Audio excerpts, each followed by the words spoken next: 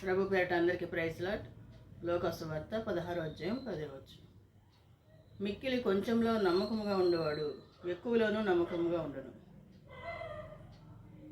కొంచెంలో నమ్మకం లేనివారు ఎక్కువలో కూడా నమ్మకంగా ఉండరు.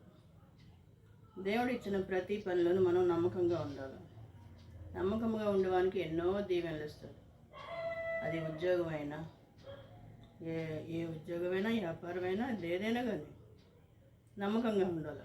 నమ్మకస్తులకు దేవుడు ఎంతో మెండుగా దీవెనలు ఇస్తూ అంటున్నాడు. నమ్మకం కలిగి మనం జీవించాలి.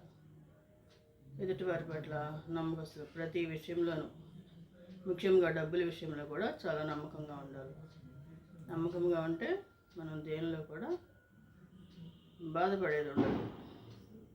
దేవుడు కూడా మెచ్చుకుంటాడు నమ్మకస్తులను. దేవుని కృప మనందరికీ తోడై ఉండను గాక. ఆమేన్.